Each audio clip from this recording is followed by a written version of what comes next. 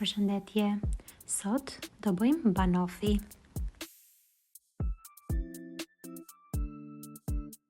Këta janë përbërësit që na duhen për banofin. Qumshtin e kondensuar duhet ta vendosni në kanaçe si është në një tenxhere me ujë dhe ta zjeni për 2 orë e gjysmë deri në 3 orë derisa të karamelizohet. Unë e kisha të gatshëm, nëse mund ta gjeni të gatshëm aq më mirë. Në përshkrimin e videos do lë disa video ku mund të shikoni se si ta karamelizoni qumshtin e kondensuar në disa mënyra. Për këtë recetë, gjëja e parë që do bëjmë është të grijmë biskotën dhe ta përziejmë me gjalpin e shkrirë mirë.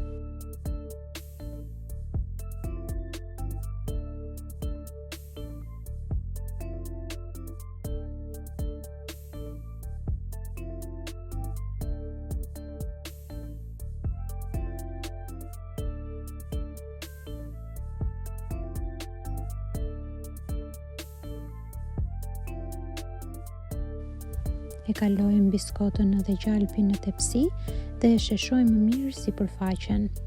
Më pas, e vendosim në frigorifer për 1 orë.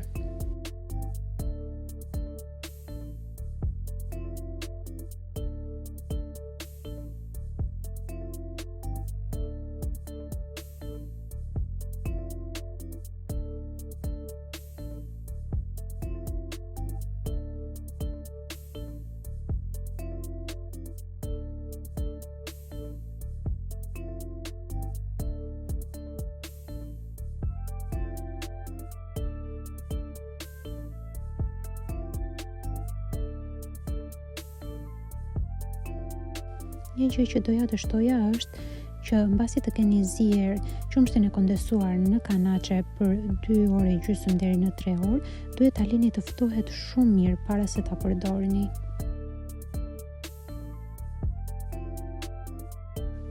Edhe qumshti juaj i kondensuar mbasi e keni zier, do duket kështu. Ndoshta jo kaq i errët, po prapë shija është shumë e mirë. Përhapim shtresën e qumshtit të kondensuar të karamelizuar mbi masën e biskotës dhe e vendosim prap në frigorifer për ndoshta 20 minuta deri në gjysmë ore.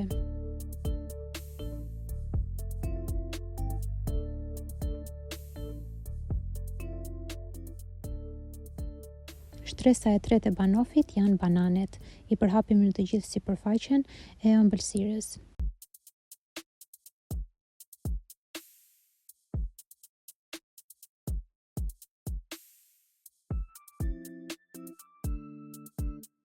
Shtresa e katërt është pana, të cilën e kemi rrahur paraprakisht.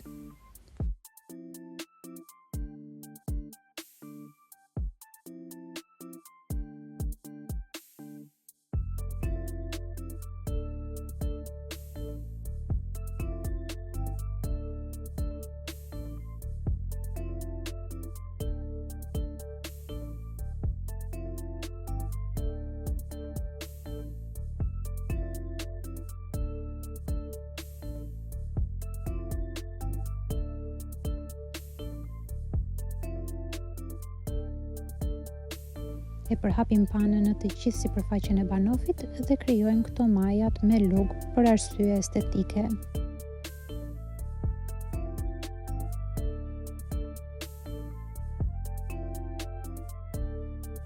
Dhe në fund shtojmë çokoladë të zezë mbi panën, e cila e neutralizon pak ëmbëlsinë e banofit.